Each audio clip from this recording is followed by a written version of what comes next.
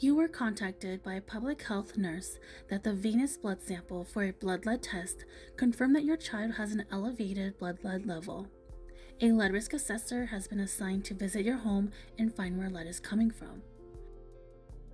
Come with us on a home lead risk assessment so you know what to expect when a lead risk assessor visits your home.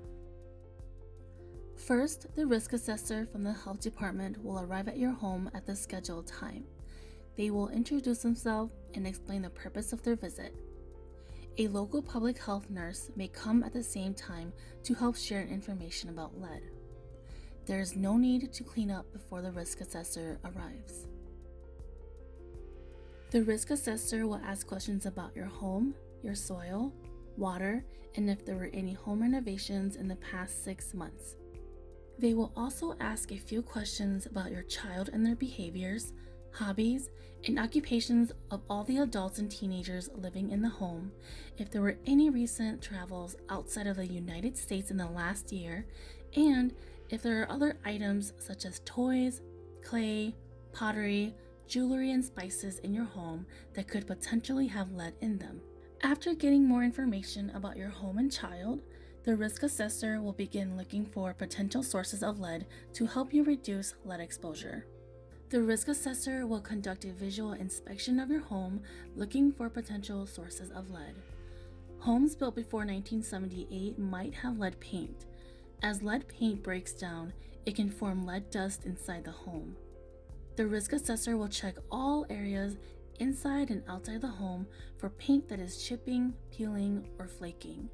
Areas like windowsills, window wells, and door frames are most likely to have lead paint that is breaking down. Opening and closing windows that have lead paint can create lead dust. Sometimes family members who work with lead may also accidentally bring lead dust home on their shoes and clothing. This is called take-home lead. When the risk assessor sees items or areas that might have lead, they may use a special tool called an XRF to scan and detect if there's lead on the surface. They may also use a dust wipe to collect a sample of dust from a surface. If they see areas that might have lead outside of your home, they may also collect a sample of your soil. The risk assessor may also take a sample of water from your home. The two largest sources of lead in drinking water are household plumbing and lead service lines that connect homes with city water.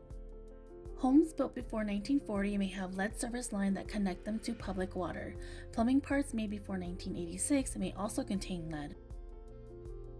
There are also other items in the home that may potentially be exposing your family to lead, such as pottery, cosmetics, traditional medicine, jewelry, and spices imported from outside of the United States.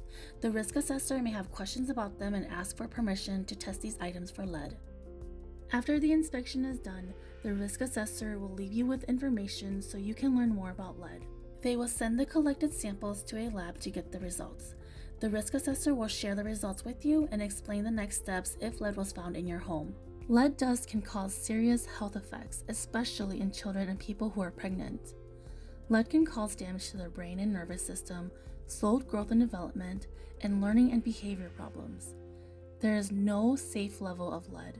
The good news is that childhood lead exposure is preventable. Finding where lead dust is coming from and removing it properly can keep your child safe from lead. To learn more about lead and childhood lead prevention, visit our website at health.state.mn.us/lead.